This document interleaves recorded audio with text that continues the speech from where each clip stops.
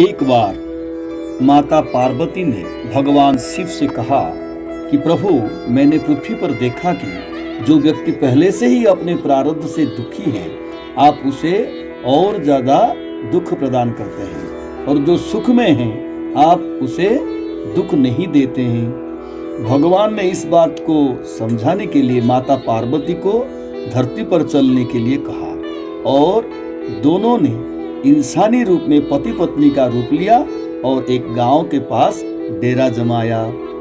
शाम के समय भगवान ने माता पार्वती से कहा कि हम मनुष्य रूप में यहाँ आए हैं, इसीलिए यहाँ के नियमों का पालन करते हुए हमें यहाँ भोजन करना होगा।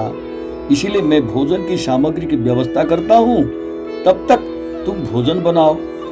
जब भगवान के जाते ही माता पार्वती रसोई में चूल्हे को बनाने के लिए बाहर से ईंटें लेने गई और गांव में कुछ जर्जर हो चुके मकानों से ईंटें लाकर चूल्हा तैयार कर दिया। चूल्हा तैयार होते ही भगवान वहां पर बिना कुछ लाए ही प्रकट हो गई। माता पार्वती ने उनसे कहा, आप तो कुछ लेकर नहीं आए, भोजन कैसे बनेगा? भगवान बोले, पार्वती, अब तुम्हें इसकी जरूरत नहीं पड़ेगी। भगवान ने माता पार्वती से पूछा कि तुम चूल्हा बनाने के लिए इन ईंटों को कहां से लेकर आई? तो माता पार्वती ने कहा, प्रभु, इस गांव में बहुत से ऐसे घर भी हैं जिनका रख रखाव सही ढंग से नहीं हो रहा है। उनकी जर्जर हो चुकी दीवारों से मैं ईंटें निकाल कर ले आई।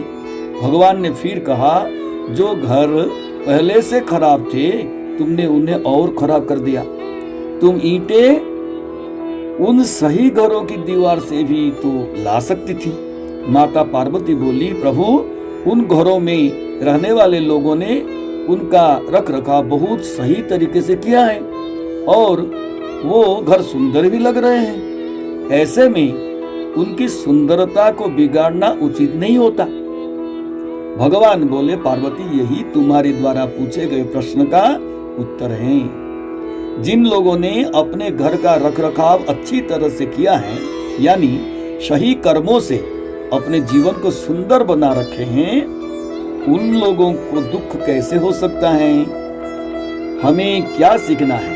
भगवान भी उसकी ही मदद करने को सहर्ष तैयार रहते हैं जो स्वयं अपनी मदद करने को इच्छुक होता है। जय श्री कृष्ण।